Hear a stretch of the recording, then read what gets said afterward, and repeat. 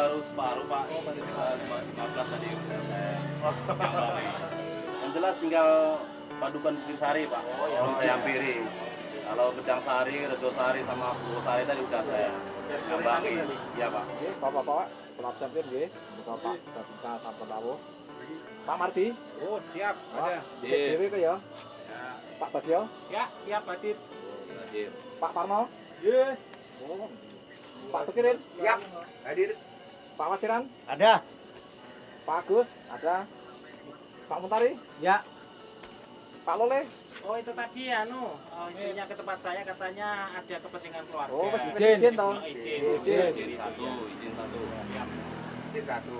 Saya laporkan Pak Babinsa dari Iya, Pak. 8 personel yang izin 1 orang. Iya. Dikarenakan ada keperluan keluarga. Terus selanjutnya Pak, jadi saya perlu mengingatkan di sini karena tingkat kerawannya sekarang itu cukup tinggi.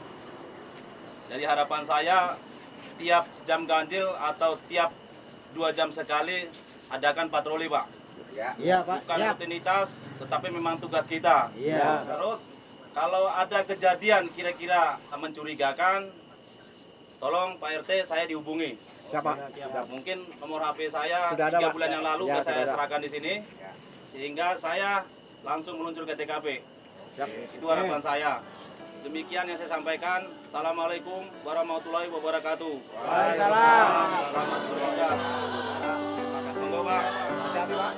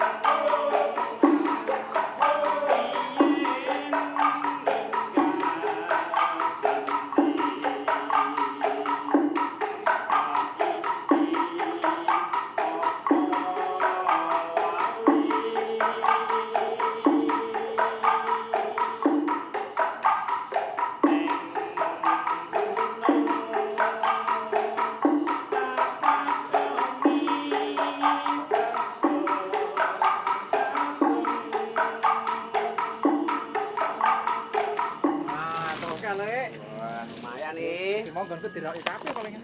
Yo ora yo. Tambah dana Menjupo. sosial ini. Yo men ke oke kasih ayo. Ora dihitung ini. 18. Leo kan. Selawe. Pasang kabeh yang ngono kuwi.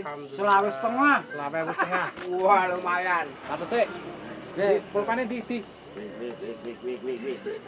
kita mau ke. Wah, bapak cukup kok Murah. Wah, minggu yang mati kita.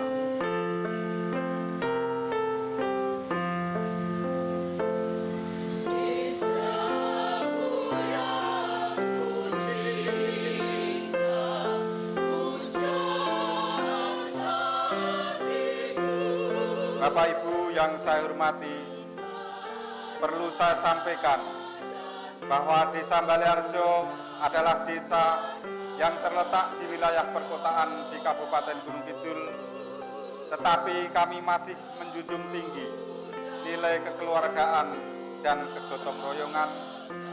Moto kami adalah Balearjo manunggal nyawiji sak wernaning perkara rampung.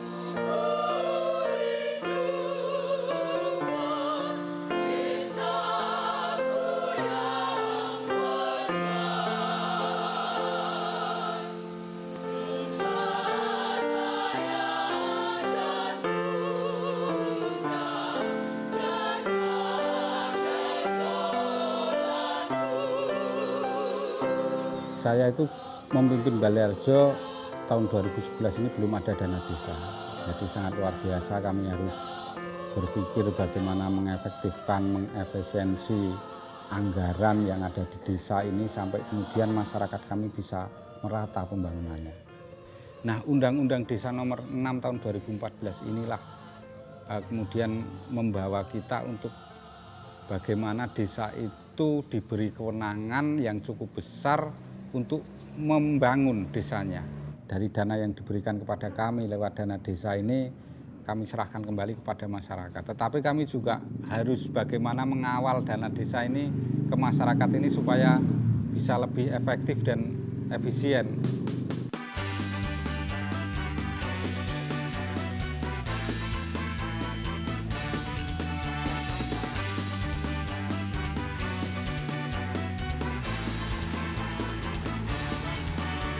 Jika ada kata saling percaya, bersama pasti bisa berdaya. Merubah rakyat jadi perkasa dengan satu tekad berswadaya.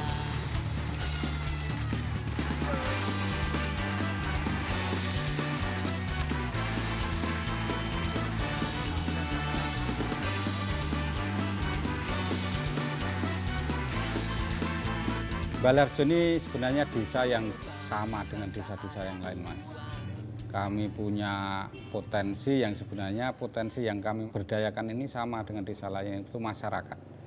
Jadi berawal dari sebuah warisan pemerintahan yang terdahulu, mungkin juga dari pemerintahan pusat sampai ke desa kami, yang itu kami pandang bahwa warisan itu begitu jeleknya.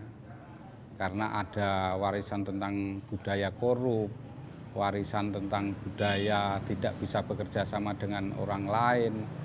Ini yang akhirnya menginspirasi kami membangun Balearjo. Jadi bagaimana masyarakat komunitas desa ini bertanggung jawab atas pembangunan desanya ini sekarang tidak tersentral pada pemerintah desa. Tetapi proses pembangunan itu dikembalikan ke masyarakat dari proses perencanaan. Ada musren tingkat RT, ada musren tingkat pedukuhan, ada musren tingkat desa. Kemudian pelaksanaan pun kita serahkan kepada masyarakat.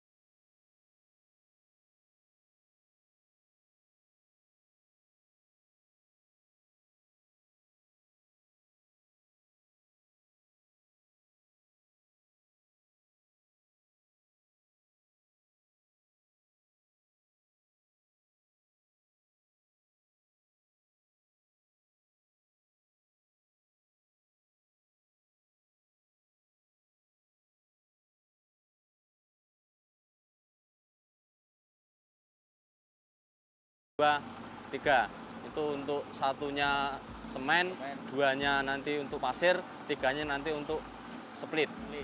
Supaya nanti kita ini bisa, daerah kami bisa awet, itu untuk ukuran tetap kita jaga. Makanya untuk Pak Ketua LPMP, nanti monggo untuk koordinir supaya untuk ukuran itu tetap bisa kita jaga.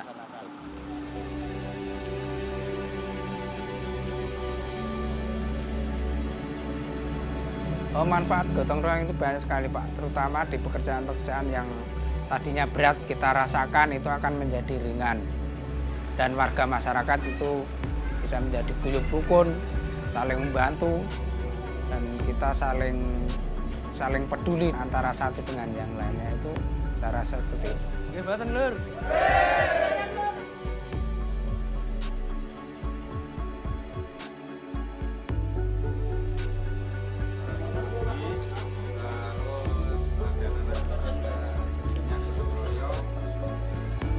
bentuk konsep pembangunan itu ada dua fokusnya, pembangunan mental atau pembangunan ekonomi.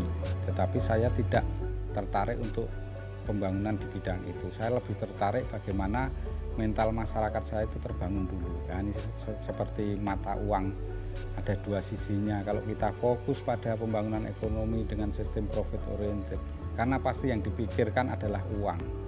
Tetapi ketika kita fokus pada membangun mental, nanti saya yakin hasilnya akan lebih besar dari ketika kita fokus pada profit oriented. Ya lur, sing duwedan wis cukup to. Nek wis ayo do makan neh. Ayo gek do mulai neh, do garap kerja bakti meneh. Siap. Inilah tujuan kita hidup dalam komunitas desa seperti ini. Kita bangun sebuah kebersamaan dari tingkat bawah. Ini kita melestarikan budaya nenek moyang kita, yang setiap ada hal yang mau dilaksanakan pasti dibicarakan secara bersama-sama dulu. Setiap ada permasalahan kita pecahkan secara bersama-sama. Karena nenek moyang kita sudah menganggap bahwa komunitas kita dari tingkat RT, tingkat padukuhan, tingkat desa, itu semuanya adalah komunitas keluarga. Nah, inilah yang kami harapkan Balearjo tetap terus seperti ini. Balearjo Hulu Bis Kuntul Baris, Balearjo Manunggal Nyawiji, sawernaning perkara rampung.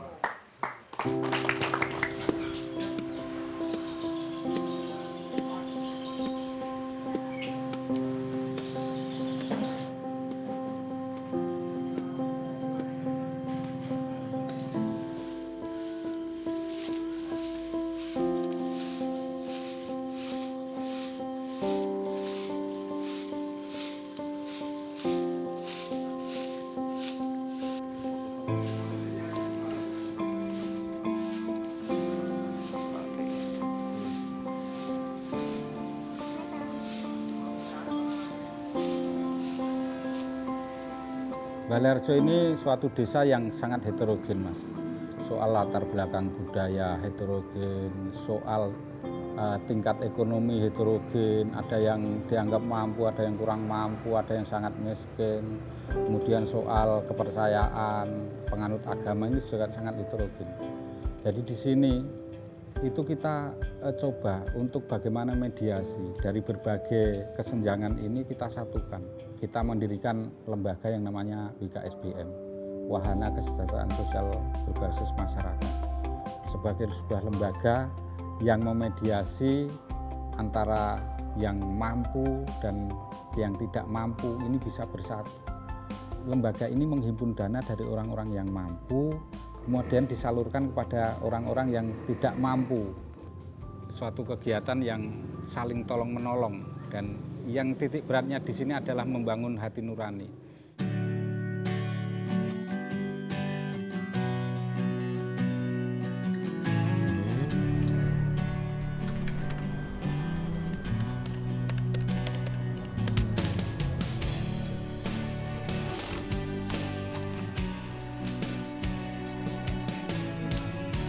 Satu sisi tadi saya berfokus pada revolusi mental, tetapi saya juga tidak alergi ketika memperhatikan masyarakat kami harusnya kesejahteraan meningkat. Ini juga kami coba untuk tampilkan, Mas.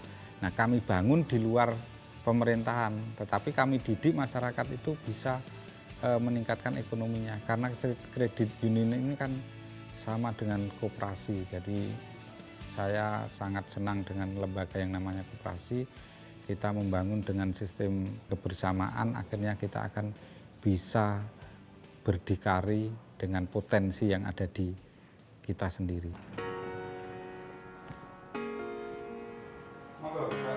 Iya Pak. Begini Pak Agus, ini saya laporan ke bendahara. Ini kan kita perlu pengembangan nih untuk anggota-anggota kita yang petani. Ini 10 juta ya? Iya Pak. Terus kira-kira kelompok petaninya berapa? Sudah Pak, karena di sini anggota-anggotanya, petani-petaninya itu masih menggunakan pupuk urea. Nah, kita ganti nih mereka jadi pupuk organik. Tanahnya bertahan lama, hasilnya juga bagus. nanti keuntungannya masuk ke CU kita juga Pak. Begitu gimana Pak? Oke, silakan. Mau tanya tentang menjadi anggota di CU Mitra Parawita itu seperti apa, Mas? Terus keuntungan saya Keuntungan menjadi seperti apa? anggota di CU di sini, anggota adalah pemilik KSP CU Mitra Parawita Oke, di sini. oh gitu ya. Terus mendapat jaminan. Jaminan apa, Mas? Jaminan saham, karena saham di sini dilindungi yang namanya Deperma, Oh gitu. dana perlindungan bersama. Oh ya, oke. Terus selain itu tadi, syarat-syarat administrasi yang harus kita untuk menjadi anggota seperti Syaratnya apa? harus memiliki KTP, Ya. itu KK. Ini kan kalau untuk anggota di sini sebesar 335. Untuk anggota. Iya. Terus uang pangkal ini gimana, Mas? Pangkal di sini untuk uang pangkal hanya 1 kali selama keanggotaan. Selama keanggotaan. Terus ada simpanan pokok. Itu juga 1 kali? 250.000 itu hanya 1 kali. 1 kali selama Iya, menjadi selama anggota. Terus simpanan wajib 25.000. Itu per bulan. per bulan. Iya. Ini konsep saya seperti ini. Jadi konsep koperasi memang yang saya bahas, Mas. Dan kami dirikan yang namanya CU atau Credit Union Mitra Parahita. Ini sudah mulai berkembang dengan aset 7 miliar lebih. Ini masyarakat kami, terutama anggotanya masyarakat kami, tetapi kami juga menerima anggota dari masyarakat yang di luar Desa Baleharjo.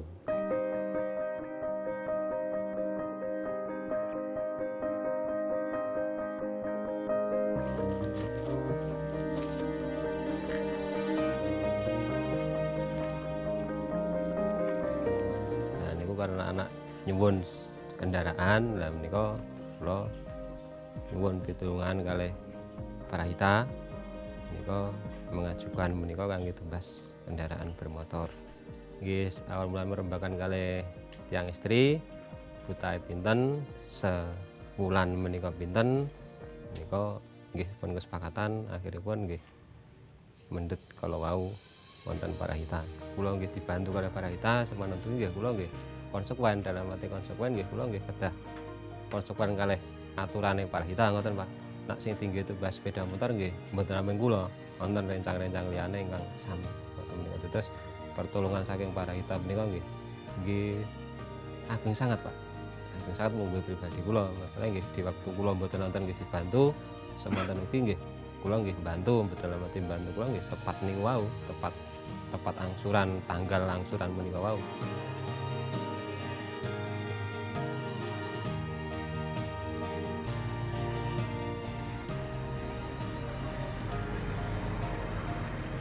Pak Agus itu lurah dan dulu pendiri CU ini. Betul. Terus mencoba menggabungkan antara CU dengan kebijakan pemerintah desa gitu gimana? Betul. Apik toh nek ngono ki CU masuk lewat pemerintah desa, ya kan? Ya.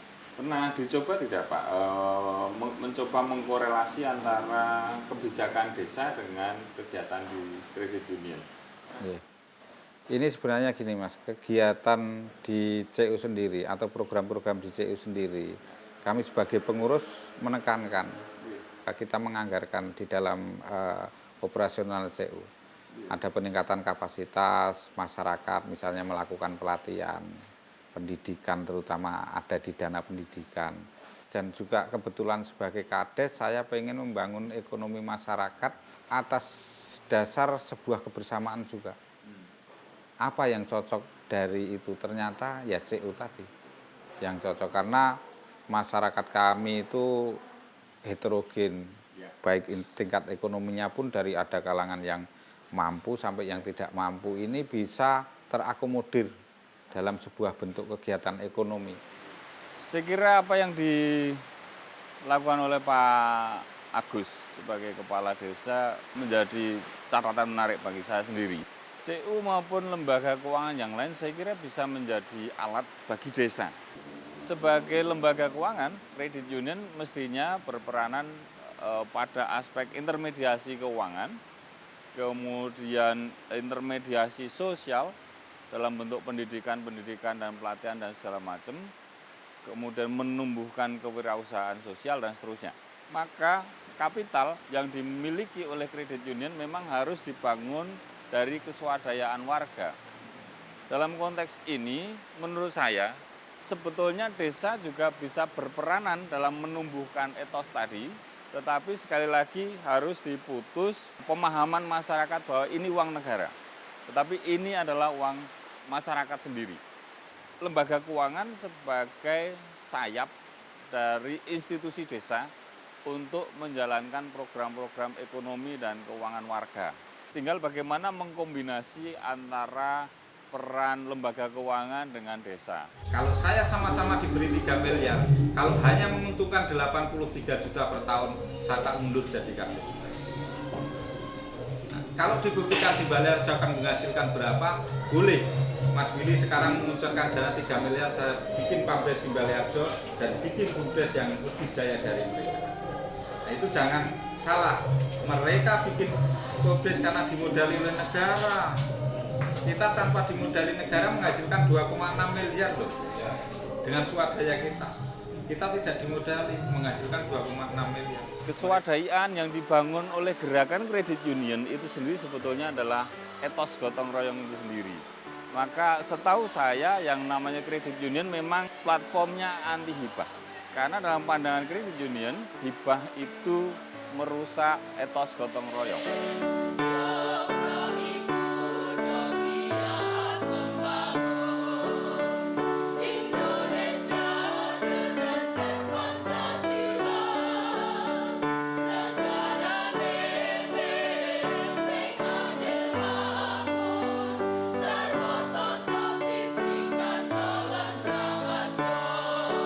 Hari ini masyarakat kami datang ke jalan-jalan, ke balai desa dan balai padukuan tanpa ada paksaan, tetapi penuh kesadaran karena keinginan untuk memberi penghormatan dan penghargaan kepada Bapak Ibu semua.